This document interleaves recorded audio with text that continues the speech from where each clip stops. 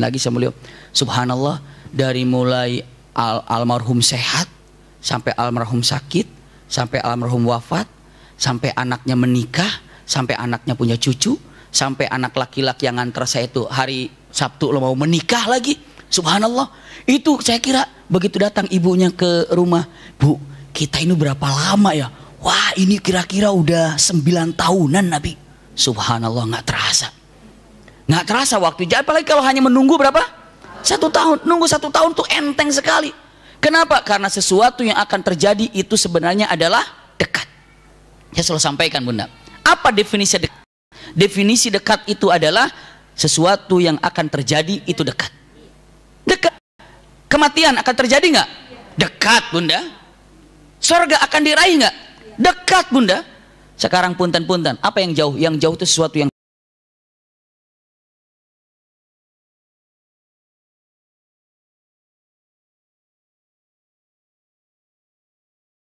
itu kata Rasul, aduh gimana ini, sebalikin ini. Perjanjian kan?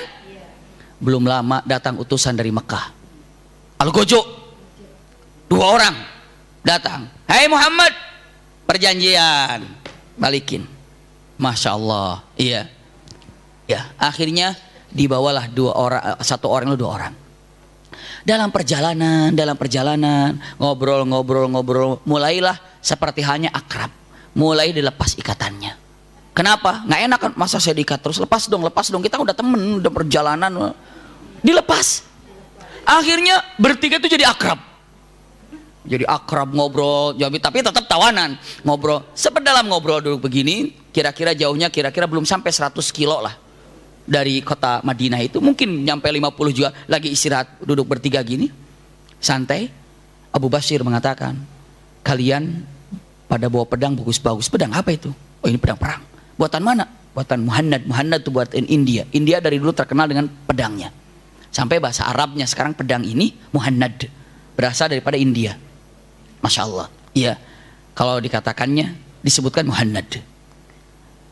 Kata Abu Basir, boleh? Oh boleh, silakan. Pegang pedangnya, tajam banget ya.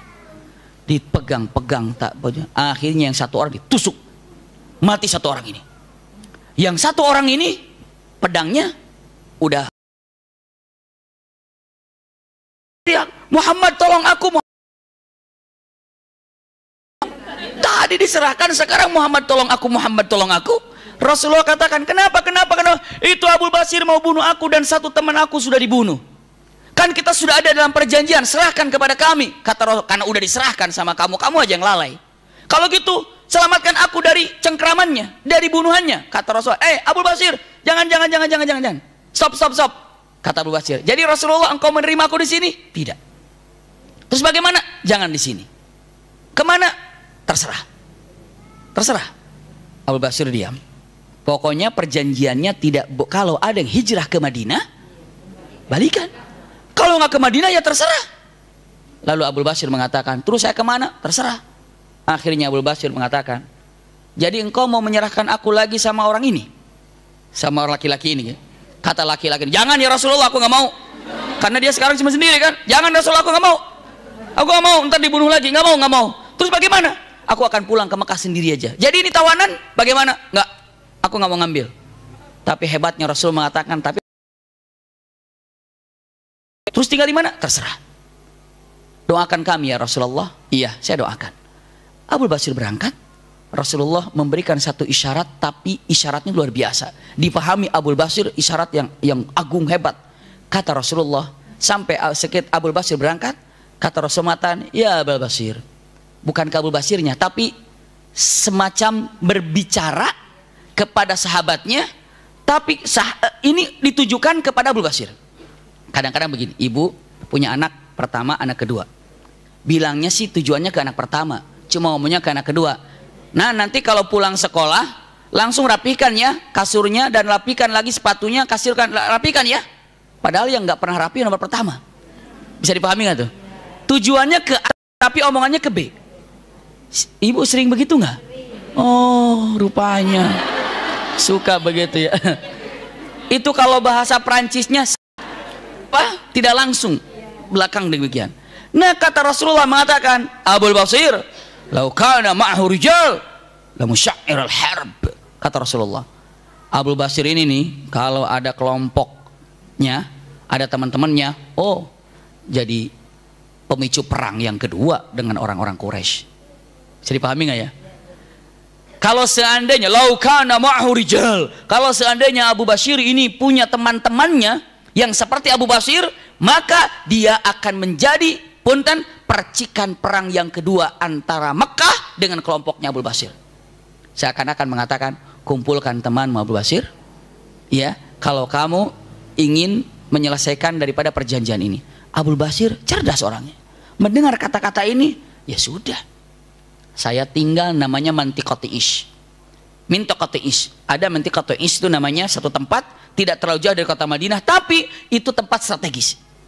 Kalau ada pasukan orang Quraisy mau berjalan ke Syria atau ke Syam melalui tempat itu, Abu Basir apa yang dia lakukan? Dia turun ke tempat itu dan dia rampok tempat itu. Maksud dirampok itu bahasanya kasar gitu ya, tapi untuk bahasa halusnya dengan mengatakan kalimatnya mengganggu dari apa pasukan-pasukan orang Quraisy yang lewat sana. Setelah itu apa? Ambil untuk makan yang diambil. Terus apa?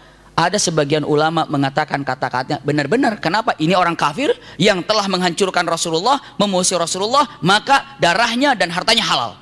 Kenapa? Ini dalam peperangan yang ada. Kenapa? Abu Basir diusir dengan dari kota Mekah. Kalau ada di kota Mekah dizalimi nggak? Kalau ada di kota Mekah dipenjara nggak? Maka ini orang Mekah yang nggak beres. Makanya dikatakan percikan perang yang kedua. Maka Abu Basir kirim surat, entah seperti apa caranya, ke kota Mekah.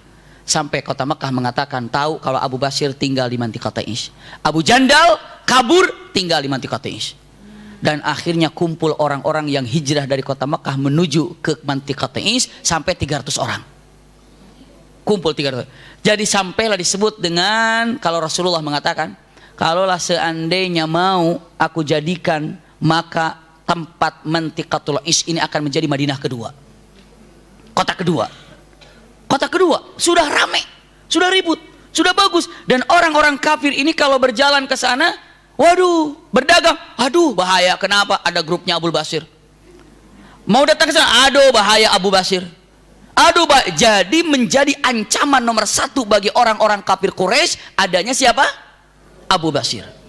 Bunda tahu akhirnya datang, mengatakan, datanglah orang-orang kafir Quraisy mengatakan, kayaknya ini Muhammad harus melarangnya. Ya Muhammad, sudahkah ada di antara kita perjanjian untuk gencatan senjata selama berapa? 10 tahun. Tapi kenapa dilanggar? Siapa yang melanggar? Itu bukan tinggal di Madinah, kan antara kita, Madinah dan Mekah. Kalau dia bukan tinggal di Madinah, dia itu tinggal di luar Madinah, maka itu tidak masuk dalam perjanjianku. Kata siapa? Kata Rasulullah. Yang kedua, iya, yang kedua, dengan mengatakan ini pun kawilan yang mau. Kan kalian yang bilang kalau ada yang hijrah dari Madinah, dari Mekah ke Madinah, balikin, karena aku udah balikin. Nah sekarang nggak ada yang hijrah ke sini, mereka bikin sana. Aku tidak punya kekuasaan kepada mereka untuk melarang mereka. Bisa dipahami nggak Bunda? Kenapa? Satu, mereka tidak di Madinah. Yang kedua, keluar dari perjanjian, karena perjanjian gencatan senjata antara Mekah dan Madinah. Dan itu ada di bawah kekuasaanku. Kalau dia bukan di bawah kekuasaanku, kenapa? Dia punya tempat sendiri. Kalau bilang, ya Muhammad, aku minta kepadamu, tolong batalkan perjanjian nomor 2. Nomor 2 batalkan apa katanya? Apabila hijrah, balikin. Sekarang apabila hijrah, terima daripada nyangkut di sono. Makin penuh, makin banyak, makin repot kita. Nanti kalau di sana makin tumplek, makin banyak, makin heboh lagi. Gimana kita dagang? Tolong sekarang mah terima, dan tolong tarik mereka untuk masuk ke Madinah biar kita aman dalam perjalanannya. Kata Rasulullah kepada Umar, Umar, kalian dengar? Kamu dengar? Kata Umar mengatakan, Shadaqa Rasulullah, benar. Masya Allah. Coba benar Bunda. Yang paling dikhawatirkan tadi nomor berapa? Justru nomor 2 ini yang pertama digagalkan oleh orang Quraisy. Itulah Allah Subhanahu wa Ta'ala. Kita kadang-kadang Bunda melihat sesuatu ini seakan-akan apa? Baik padahal tidak baik. Kadang-kadang kita melihat sesuatu yang baik padahal juga punten tidak baik.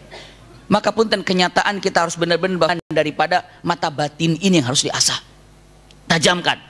Saya pernah sampaikan, ini mata batin ini Basirah ini kemarin saya sampaikan ada 3 pintu yang iya, cuma ini ibu-ibu hafal semua rupanya. Aduh, nggak boleh saya ngulang. Karomah seakan-akan suatu petunjuk dari Allah kalau ini tidak baik. Kadang-kadang wanita begitu ngelihat seseorang suaminya jalan dengan siapa nggak ada cemburu tuh. Kenapa? Memang nggak ada apa-apa. Tapi walaupun bagaimana perasaan wanita, ini kayaknya nggak bagus nih. Kayaknya ada apa-apanya nih. Walaupun itu luar biasa bunda, karomah namanya. Bisa dipahami nggak bunda? Sampai si bunda ini, bunda perempuan bisa lihat, ini suami saya ini ada apa nih?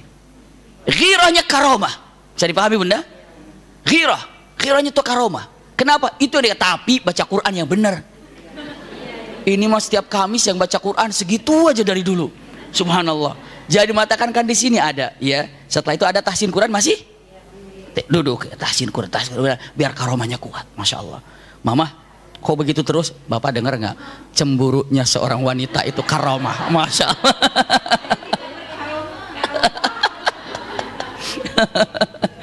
Ini Umi siapa? Umi Karomah. Saya lanjutkan ya. Sampai di mana tadi, jadi ke situ larinya. Nah, udah karomah lagi, udah bunda seneng banget bahas karomah. Ya itu namanya perjanjian. Justru yang kedua ini perjanjian yang pertama kali apa? Batal, yang pertama kali tumbang, yang pertama kali dibatalkan. Masya Allah, itu luar biasa. Yang pertama saya gambarkan tadi apa? Kemenangan karena tahun depan boleh masuk. Yang kedua justru yang paling ditakutkan dibatalkan secepatnya. Kenapa? Karena Abu Basir. Akhirnya bunda Rasulullah kirim surat ke Abu Basir. Ya Abu Basir, Madinah terbuka untukmu. Ayo kita datang ke Madinah dan kita bergabung di kota Madinah. Maka Abu Basir dengan bangga dengan mengatakan, disampaikan kepada para yang hadir di sana, maksudnya di Mantiqatul Ish itu, mari kita kembali ke Madinah. Rasulullah sudah menerima dan Quraisy sudah membatalkan poin yang kedua ini. Maka datanglah Abu Basir bersama para prajuritnya datang ke kota Madinah dan disambut di kota Madinah dengan luar biasa. Masya Allah, bisa kebayang seperti itu. 300 orang datang, kan ada yang bawa istrinya, bawa anaknya juga yang kabur itu dari Mekah, ya. Karena apa? Ada sekarang penampungan di Abu Basir, Mantiqatul Ish. Jadi kalau sekarang mengatakan siapa tuh Abu Basir, sudah konek. Oh iya. Yang mana Abu Basir? Nanti di sorga jumpa bunda. Kalau mau jelasnya, iya. Iya kan kita cerita dengan orang-orang soleh sekarang. Abu Jandal juga ketemu ya. Iya, pakai L. Abu Jandal juga jumpa nanti, masya Allah, dengan kita semua di sorga. Amin ya rabbal alamin. Jadi yang kita sebut tuh barusan tuh nama-nama orang soleh. Masya Allah. Abu Basir, Abu Jandal dan selanjutnya, maka datanglah kota Madinah, hiduplah di kota Madinah. Selanjutnya lagi, iya. Terus apalagi keindahan yang ada, bunda? Yang nomor 3 gencatan senjata, ya kan? Nggak ada peperangan kan? Berapa lama? Bunda, selama sebelum ada perjanjian gencatan senjata, Rasulullah ini nggak bisa gerak bebas. Mau dakwah ke sana, hadang sama siapa? Kafir Quraisy. Tidak ada yang paling terdepan memusuhi Rasulullah dalam berdakwah kecuali orang-orang Quraisy. Sekarang gencatan senjata, orang Quraisy nggak ngapa-ngapain, diem. Maka kenikmatan Rasulullah dengan adanya gencatan senjata bisa menyelesaikan 2 hal. 1, orang Yahudi diselesaikan. Khaybar. Kan orang-orang yang dari Madinah kaburnya kemana? Orang Yahudi Qainuqa, Nudair, itu larinya kemana? Ke Khaybar. Dan di Khaybar ini menjadi pusat orang-orang Yahudi. Dan di Khaybar ini sudah mempersiapkan untuk memerangi kota Madinah. Bayangkan, nanti tidak lama terjadi perang Khaybar. Bunda, seandainya tidak ada gencatan senjata antara Rasulullah dengan orang-orang kafir Quraisy, maka ketika Rasulullah menyerang orang-orang Yahudi, pasti orang Quraisy membantu Yahudi apa enggak? Ngebantu. Tapi begitu ada terjadi peperangan antara mukminin dengan orang-orang Yahudi Khaybar, apa yang dilakukan oleh orang Quraisy? Orang Quraisy nggak bisa berbuat apa-apa. Kata orang Quraisy, kita nggak berbuat apa-apa. Kenapa? Karena kita terhalang dengan perjanjian. Satu keuntungan, Rasulullah bisa menyelesaikan orang-orang Yahudi tanpa ada gangguan daripada orang-orang Quraisy. Karena orang Quraisy ada apa saat itu? Perjanjian. Kedua, dengan enaknya, dengan santainya Rasulullah bisa berdakwah, mengirim surat ke raja-raja. Kenapa? Karena saat itu selama dalam perjalanan, kemana perjalanan biasanya diikutin oleh orang-orang kafir Quraisy. Sekarang bebas, ngapain mereka mau ngikutin? Kan kita ada perjanjian. Maka disitulah Rasulullah mengirim surat ke raja-raja yang ada. Subhanallah. Seperti Rasulullah kirim ke surat Raja Najasyi, Rasulullah kirim ke Raja Romawi, Rasulullah kirim ke Raja Persia, Rasulullah kirim ke Raja Yaman, Rasulullah juga kirim ke Raja Bahrain. Dikirim semuanya. Kirim apa? Surat. Dan disitulah nikmatnya Rasulullah mengirim surat ke seluruh penjuru dunia yang pada waktu itu punya raja-raja yang terkemuka. Bisa dipahami Bunda? Nyaman. Nanti kita lihat. Jadi ada PR perang Khaybar, ada PR juga tentang apa? Pengiriman surat. Poin keberapa tadi? Bukan. Kok ketiga lagi? Tadi ketiga perjanjiannya. Perjanjian ketiga itu kan. Perjanjian keempat tadi apa? Bebas memilih. Mau mana, mau mana. Tapi kan berada dalam apa? Berada dalam perdamaian. Ya kan Bunda ya? Yang mau ikut Muhammad silakan ikut Rasulullah. Yang ikut Quraisy silakan ikut Quraisy. Tapi apa? Tetap perjanjian, nggak boleh ada peperangan. Di antara Quraisy dengan Madinah tidak peperangan, dan di antara pengikut Muhammad dan pengikut Quraisy juga tidak ada peperangan, karena semuanya terlindungi dengan perjanjian. Bisa dipahami Bunda? Nah sekarang saya sampaikan. Kalau Bunda di sini ada jualan, di lapangan juga ada jualan. Tapi yang di sini nggak boleh beli ke lapangan, dan dari lapangan pun nggak boleh beli ke sini. Kenapa? Karena kita musuhan. Barang yang ada di sini adalah buat jual di sini. Barang yang ada di sana buat jual di sana. Bisa dipahami nggak Bunda? Ibu merasa puas dengan jualan yang ada di sini, maka ngapain ke sana? Kata ibu, saya nggak mau, di sana aja.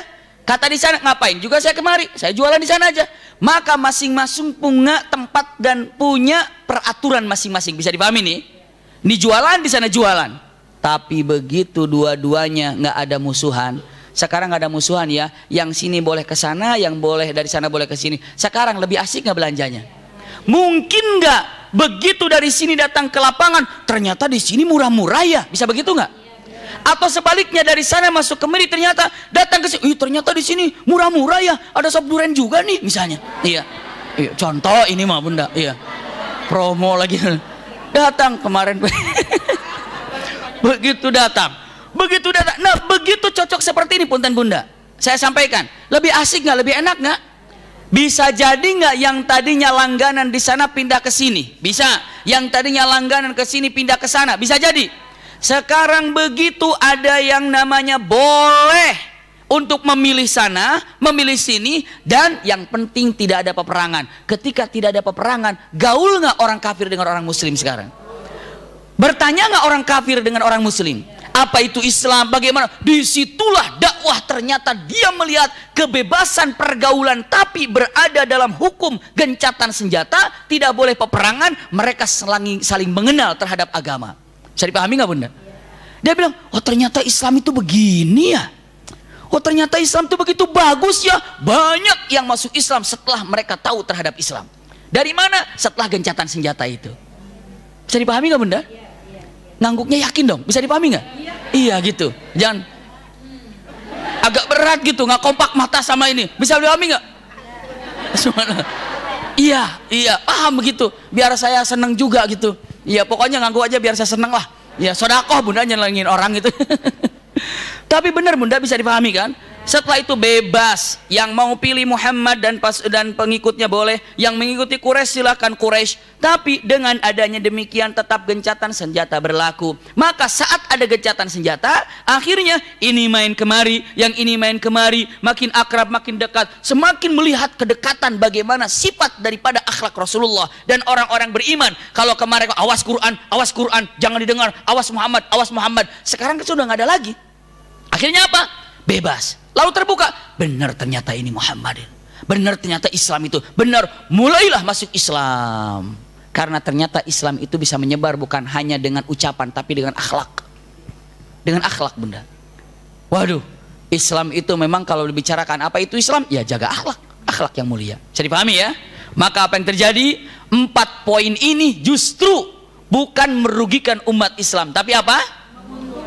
Pantesan Rasulullah menyampaikan Al-Quran ini ketika Umar bin Khattab, awal fatah ya Rasulullah, kemenang berkenangan dengan 4 perjanjian ini, Rasulullah mengatakan, iya ini perjanjian. Kenapa? Inna fatahna laka fatham mubina. Sesungguhnya aku memberikan kemenangan dengan kemenangan yang jelas. Padahal baru 4 poin ini secara kasat mata perjanjian ini apa? Merugikan. Tapi sebenarnya apa? Menguntungkan. Makanya punten, apapun yang terjadi kepada bunda pasti ada kebaikannya, ada hikmah. Ada hikmah. Ambil saja petik hikmahnya, ada kebaikan, ada kebaikan, ada kebaikan. Makanya ada kata la'alla fihi khair. La'alla fihi khair.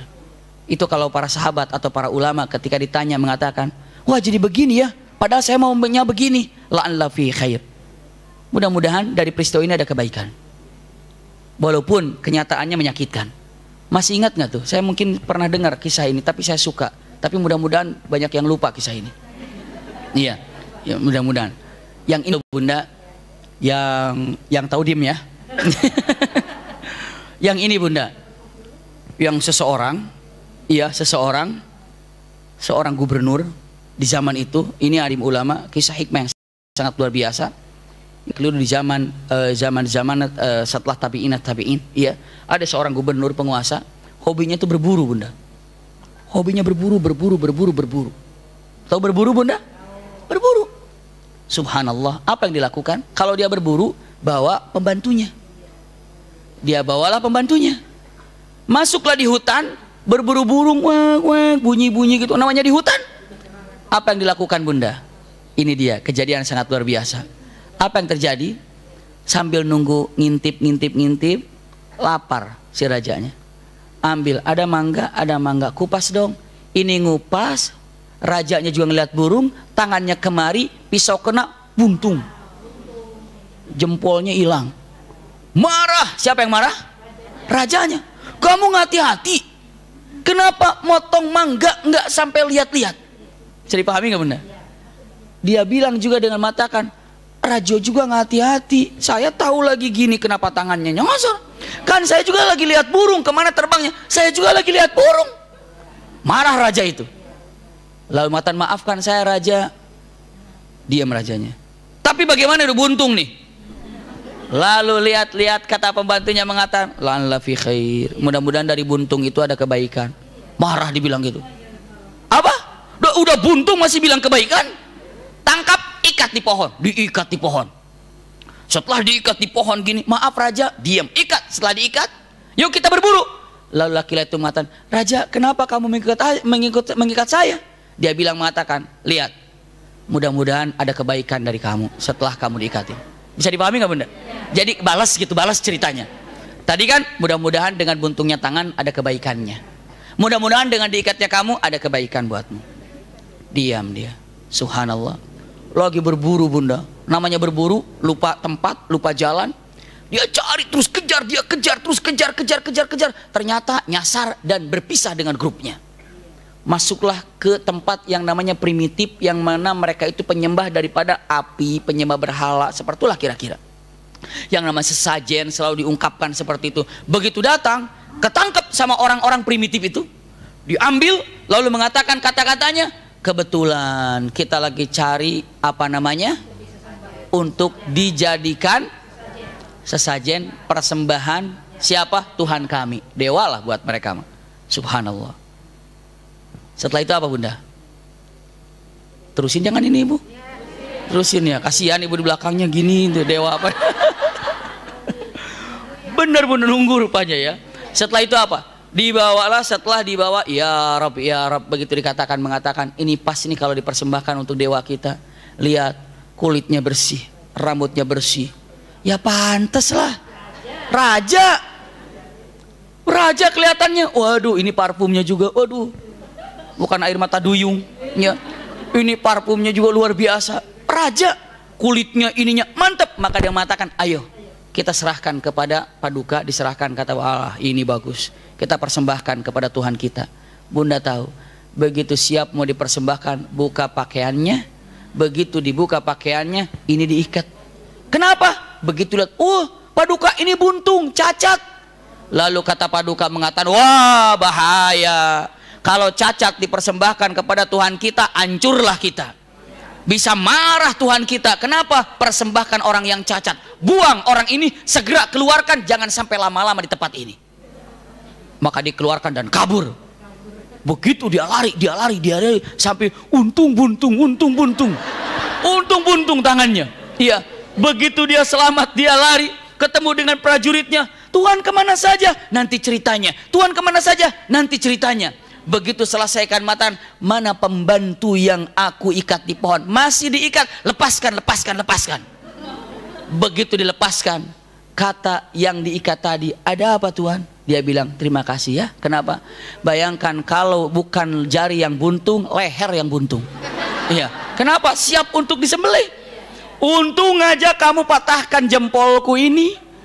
Maka gara-gara jempolku ini patah, aku tidak dijadikan apa? Semuanya. Subhanallah, dengan mengatakan la'alla fihi khair. Bisa dipahami Bunda?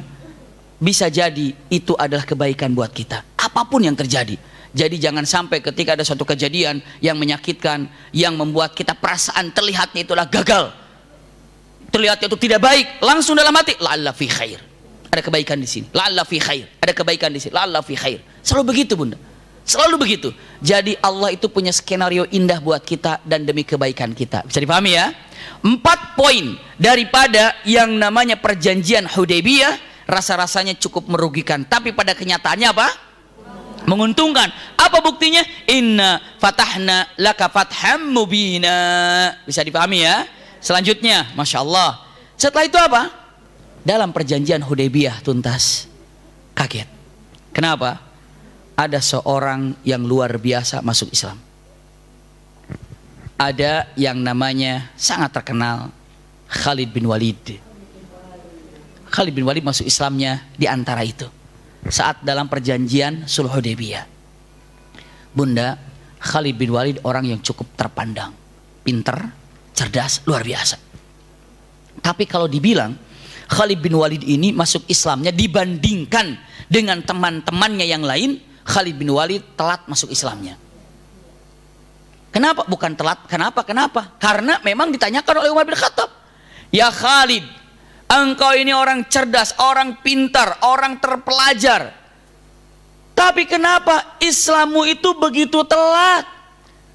Kita ini yang tidak seperti kecerdasannya Khalid, tidak seperti apa, tapi apa? Islamnya duluan.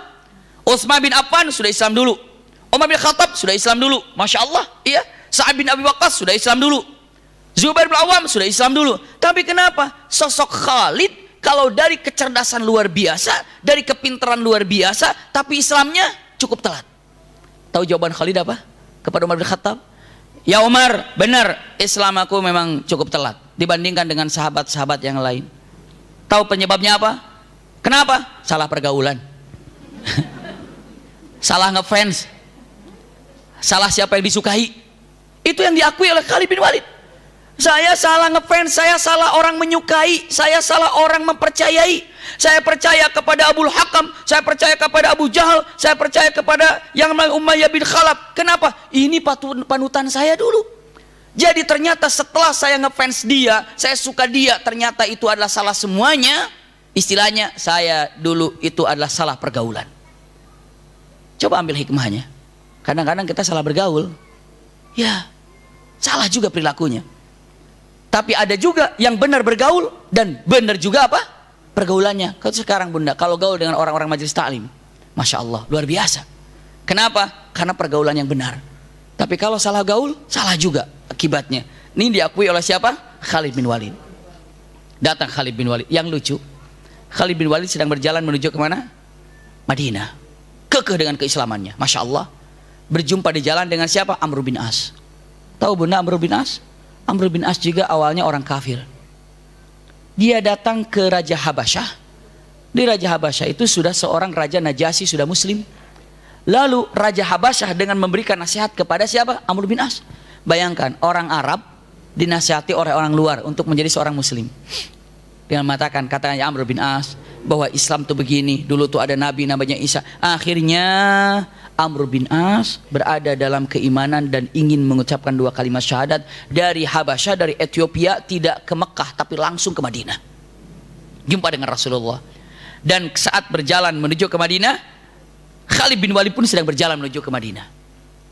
Begitu jumpa di tengah jalan, kata Amr bin As, aduh ngomong jujur nggak ya? Ketemu Khalid, temenan dia aja. Kata Khalid, aduh Amr bin As ini ngomong jujur nggak ya? Akhirnya nggak ada yang bicara apa-apa. Tapi mudah-mudahan jalannya beda. Ternyata jalannya bareng, satu tujuan. Lalu dengan matan kata Khalid bin Walid, kenapa harus disembunyikan? Saya jujur aja, saya mau datang ke Madinah, mau jumpa dengan Rasulullah Muhammad. Saya juga sama. Mau apa? Aku menyatakan 2 kalimat syahadat. Aku juga sama. Subhanallah, jalanlah ke Madinah. Setibanya jauh dari jauh. Orang bunda kalau ngelihat orang dari jauh, jelas nggak kira-kira? Enggak. Tapi Rasulullah sudah dikasih tahu oleh Jibril. Jauh sedang berjalan. Orang bilang, siapa yang 2 orang ini? Begitu sedang berjalan berdua, Rasulullah mengatakan, Allahu Akbar, kata Rasulullah. Ramat Makkah bifaladati akbadiha. Ramat Makkah bifaladati akbadiha. Rasulullah mengatakan, Ramat Makkah bifaladati akbadiha. Ramat Makkah bifaladati akbadiha. Artinya, Allahu Akbar, Makkah telah melemparkan jantungnya untuk kita. Makkah telah melemparkan jantungnya untuk kita. Maksudnya apa? Kehidupan Makkah itu jantungnya ada di 2 orang ini. Sekarang sudah lemparkan jantungnya ke sini. Kemenangan buat Ramat Makkah bifaladati akbadiha. Subhanallah, ternyata begitu datang 2 orang ini luar biasa. Amr bin As, siapa yang tidak mengenal Amr bin As? Masya Allah, yang membuka Mekah, Mesir, kemenangan Mesir oleh Amr bin As.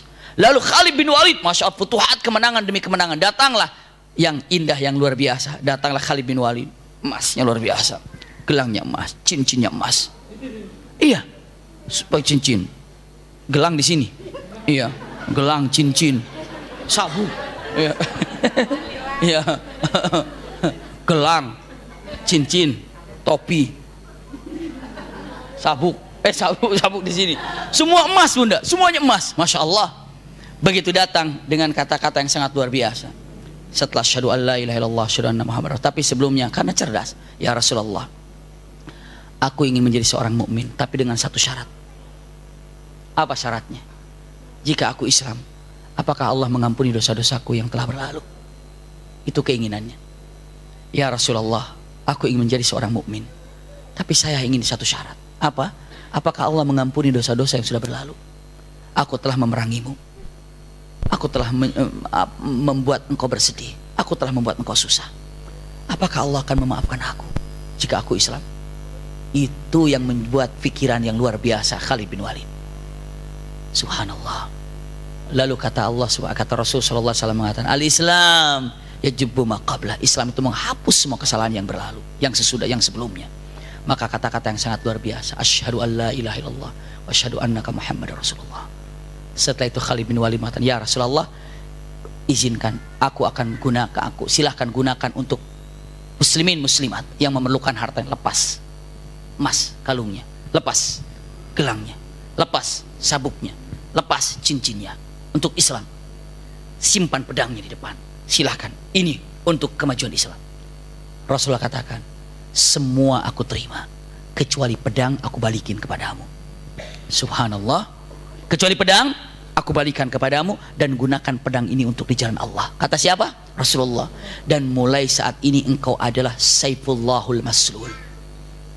Mulai saat ini engkau adalah pedang Allah yang selalu terhunus tanpa pernah masuk sarang. Jadi pedang kan ada sarangnya ya. Nah, maslul artinya adalah pedang yang selalu keluar dari sarangnya. Masya Allah, itu Khalid bin Walid. Makanya Khalid bin Walid ini, kata Rasul sallallahu alaihi wasallam, lisannya Khalid sama pedangnya Khalid, pedangnya lebih cepat daripada lisannya Khalid. Kalau sudah main pedang, lisannya lemah, lebih cepat pedangnya daripada lisannya. La saifu Khalid, pedang Khalid lebih cepat daripada lisannya. Seperti apa coba? Waduh, luar biasa Khalid bin Walid ini. Dulu saya pernah lagi kecil nonton ada film yang bisa nembak bayangannya. Lucky Luke ya. Dak, bayangannya mati, ditembak sama dia. Ya. Pernah lihat itu? Pernah ibu lihat? Berarti ibu udah ada umur. Itu film lama itu, anak kita mungkin nggak tahu tuh film Lucky Luke itu. Nggak tahu ya, ibu buka lagi YouTube ada Lucky Luke gitu. Nggak usah ngapain cari itu, mendingan cari pengajian ya. paling cepatnya. Dan subhanallah, ini pedang yang sangat luar biasa kali, keindahan yang sangat luar biasa. Bisa dipahami ya? Ini yang mengatakan pedangnya Khalid. Satu lagi Amr bin As. Begitu Amr bin As mengatakan kalimat Islam, Bunda tahu nggak? Amr bin As 4 bulan setelah apa? 4 bulan setelah Islam, kurang dari 6 bulan menjadi pimpinan dalam peperangan. Khalid bin Walid baru beberapa bulan dalam peperangan, Islam menjadi pimpinan dalam peperangan juga. Luar biasa. Jadi kelihatan dua jantung Mekah ini sudah sampai ke Madinah Al-Munawwarah. Sekarang kita ingin cek dengan matakan, ingin tahu nih, ada 2 poin yang ingin digambarkan. Satu, surat-surat yang dikirim ke raja-raja dan bagaimana responnya, iya. Lalu yang kedua apa? Yang kedua, perang Khaybar. Rasulullah memanfaatkan, sekali lagi nih, Rasulullah memanfaatkan sulh Hudaybiyah ini. Satu, kirim surat ke raja-raja. Dan bagaimana responnya? Ada yang merobek suratnya, ada yang menerima dengan baik, ada yang masuk Islam. Siapa yang merobek? Siapa yang masuk Islam? Siapa yang hare-hare? Hare-hare itu cuek, iya. Itu nanti akan kita bahas. Selanjutnya, ya punten keceletot tadi, iya. Yang kedua, ya keceletot juga sama. Yang kedua, bagaimana orang-orang Yahudi setelah mengetahui tentang perjanjian ini, mereka ingin cepat menggempur Rasulullah ke kota Madinah. Tapi Rasulullah lebih cepat lagi. Sebelum mereka gempur, serang dulu, kata Rasulullah. Setelah 2 poin dikerjakan, kirim surat, perang Khaybar, Futuh Makkah, kemenangan kota Makkah. Jadi bulan yang akan datang, ya Bunda tenang, bulan yang akan datang kita akan bahas, insya Allah adalah surat yang dikirim oleh Rasulullah ke raja-raja. Bagaimana Rasulullah kirim surat, Masya Allah luar biasa. Nanti insya Allah mudah-mudahan jika saya ingat, kita akan gambarkan filmnya sedikit bagaimana Rasulullah kirim surat, ya. Dan insya Allah Bunda, ada 3 pengumuman atau 4 yang ini saya sampaikan. Bismillah Bunda. Pertama, insya Allah di bulan Maret kita akan adakan acara sehari bersama Rasulullah. Ayahanda dengan bundanya, bunda dengan ayahandanya daftar. Kita tidur sama-sama di sana, nyewa satu hotel di sana, letaknya di Sentul. Insya Allah kita buka kapasitas cukup untuk 200 atau mungkin 300 orang. Jadi dari pagi sampai Qiyamul Lail, tapi ada waktu istirahat, menceritakan tentang Rasulullah sejak kecil dan sampai wafatnya. Bulan Maret. Bulan Maret Bunda. Anak-anak boleh dibawa, anak-anak asal SMP ke atas boleh. Jangan sampai nanti begitu SD mah susah, iya.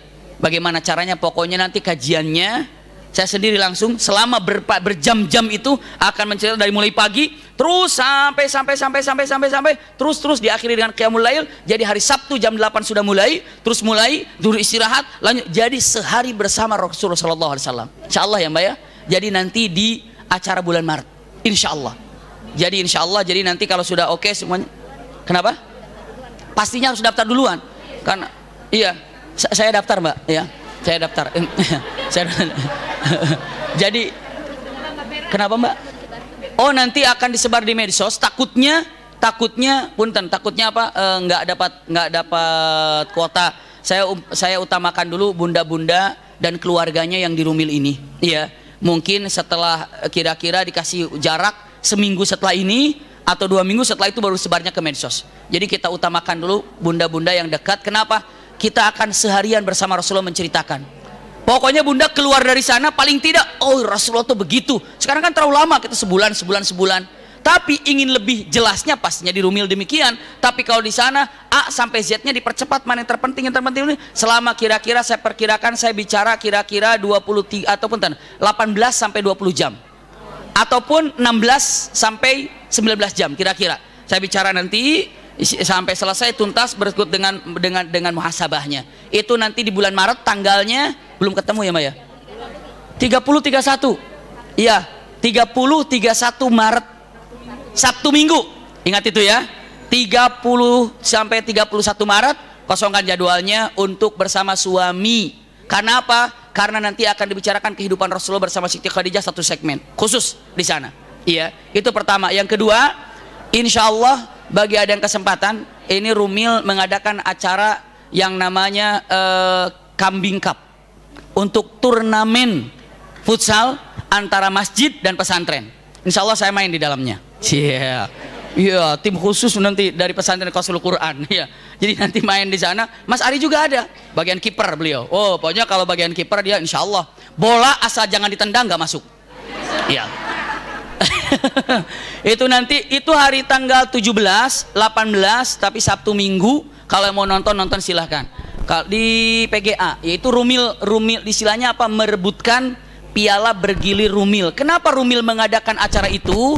Pertama, ingin menyatukan antara pesantren dan DKM masjid, satu.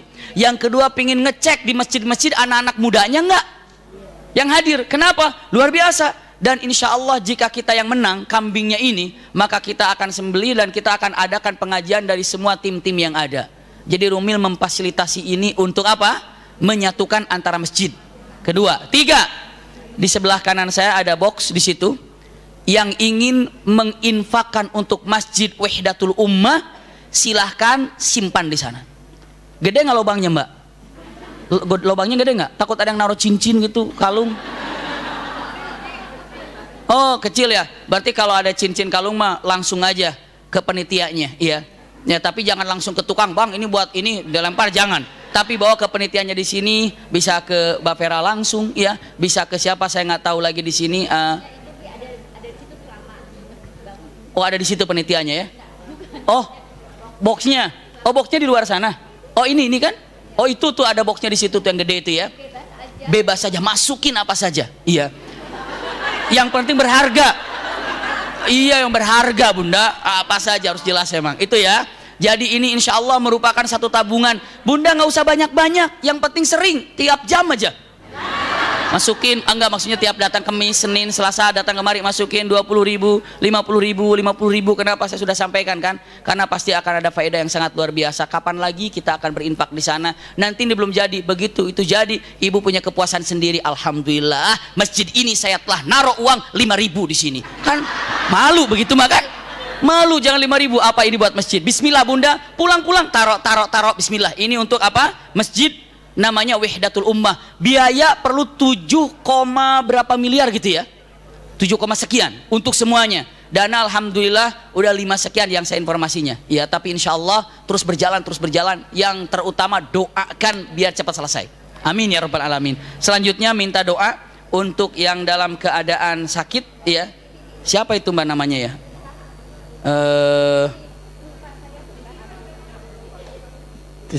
Ada dari keluarga jamaah kita juga. Iya, Bapak Suyudiman bin Martomi Harjo. Ini adalah orang tua dari Ibu Evi ya, jamaah majelis kita juga. Semoga beliau diberikan kesabaran, kesehatan oleh Allah Subhanahu wa taala, dan kita yang mengaminkan doa ini pun diberikan kesehatan oleh Allah Subhanahu wa taala dan diberikan kesehatan kepada orang-orang yang dalam keadaan sakit dan mereka adalah orang-orang kita cintai. Allahumma shfina washfihi washfi jami'il mu'minina wal mu'minat fa innaka antas syafi la shifa illa shifauka shifaan la yughadiru saqama wa la haula wa la quwwata illa billahil aliyil azim. Allahumma shfina washfihi antas syafi la shifa illa shifauka shifaan la yughadiru saqama wa la haula wa la quwwata illa billahil aliyil azim. Rabbana atina fid dunya hasanah wa fil akhirati hasanah wa qina adzabannar. Subhana rabbika rabbil izzati amma yasifun wa salamun alal mursalin walhamdulillahirabbil alamin. Jazakumullah khair. Sebagai pengumuman terakhir insyaallah QQ Qasul Quran sudah mulai pendaftaran baru dibuka bersatu dengan SMPIT Darajatul Ulum. Jadi alhamdulillah sudah dibuka. Kuota mungkin hanya tinggal beberapa lagi, tapi khusus untuk laki-laki tingkat SMP. Khusus laki-laki tingkat SMP yang mencoba menjadikan anaknya lebih percaya diri ketika jadi imam, percaya diri ketika berbicara di depan orang, percaya diri untuk melantunkan ayat Quran di depan. Nanti insya Allah kita yang akan mencoba untuk membimbingnya insya Allah. Tempatnya pas di samping rumah kami, jadi tiap hari kita jumpa dengan anak-anak. Jadi Bunda yang mau survei dulu lihat ke sana silahkan, iya. Atau punya anak laki-laki Sangkarang kelas 6 SD silahkan bisa dilanjutkan ke sana. Tapi harus booking dulu ya tempatnya karena agak sedikit terbatas tempatnya. Ini dapat saya sampaikan. Lakum ini al-hubbu wa du'a. Wassalamualaikum warahmatullahi wabarakatuh. Sama-sama kita tutup dengan kafaratul majlis. Subhanakallahumma wa bihamdika asyhadu an la ilaha illa anta astaghfiruka wa atubu ilaika walhamdulillahi rabbil alamin.